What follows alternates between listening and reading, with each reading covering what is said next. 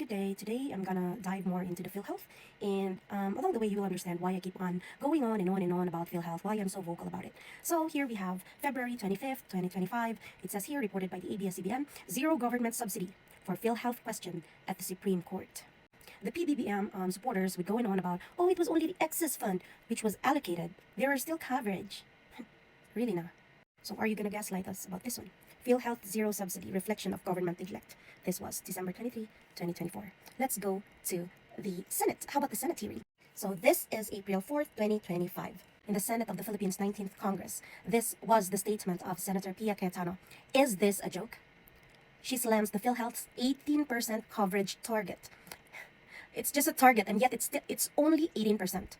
Again, I'm going to go out of the way in case you want to read it, okay? Now, here, it says here that during the recent Supreme Court oral arguments on the transfer of the Philhealth's excess funds to the National Treasury, Associate Justice Joseph Lopez pressed Philhealth Senior Vice President Renato Limsiaco Jr. on their coverage goals. In response, Limsiaco stated, the agency's goal to cover 18% of hospitalization cost by 2025, with an aim to increase this to 28% by 2028.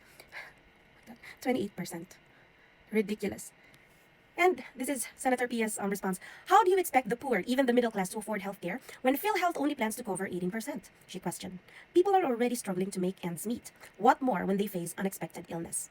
I have the experience to go under the surgery back in 2014. I got my gallstone removed, and I didn't get much help from the Philhealth. It was mostly out of pocket from my mom's account, and I was already working more than a year in the mall as a cashier in a boutique, and yet I couldn't get the proper coverage. Look at this. Oh my goodness. Let me show you the difference if the funds are properly allocated and if they are used properly. Before I talk about my experience in going to a clinic, let's have a background first. Here in 2025, the minimum wage in South Korea is 10,031 per hour. And that would translate to 2,096,270 Korean won. But let's just put it as 2 million, okay? So in pesos, that would be 78,255.08. Okay. How much is it that we're paying per month? That is, the premium ranges from 70,000 to 80,000 Korean won, depending on factors like incomes, and also employed individuals. They are calculated as percentage of the employee's monthly income with the employer and employee typical contributing equally. So it's 50-50 between your employer and you. So let's talk about my experience. I've been experiencing cough and I have a phlegm. So I went to the OPD on the ENT department, and the doctor prescribed me with medicines in which I have to buy that from the pharmacy. But I also received an injection from his clinic. I paid barely 5,000 won. Okay, barely 5,000 won. That is OPD, not hospitalization, outpatient. Now I will show you how much I paid for the medicines. So the medicines are here. We have the cough syrup and the pills over there on the side. Okay, these are the payment. I will show you the breakdown. So, Google Translate, let's go. The total cost is 19,910. Out of pocket, what I paid, 5,900. And the insurance shouldered 14,010 Korean won. That is more than 70% of the total cost.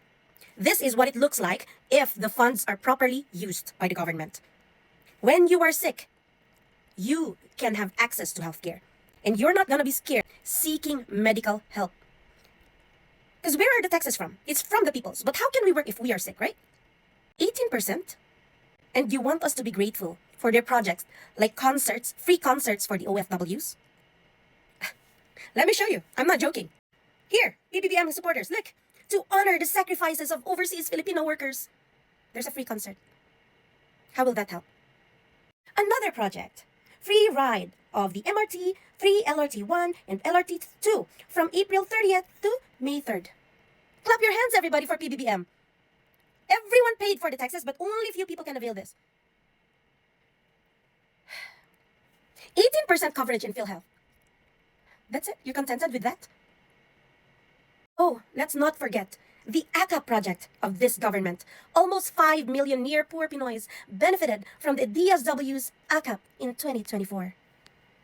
The distribution of cash to near-poor families under Ayuda para sa Kapos ang Kita program. Where is it? In Tacloban. Why is Tacloban significant? If you search the leaders of Tacloban, we have the mayors, vice mayor, and of course, Speaker Representative Ferdinand Martin Romualdez.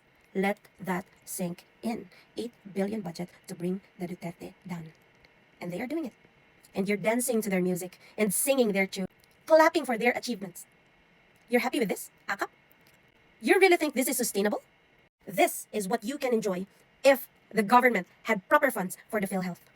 But no, this is the competition between our guardian angels, right? So yeah, if you're in the Philippines and you get sick, just pray harder because there's no funds. Taasan nyo naman ang pangarap ninyo. Ang babaw.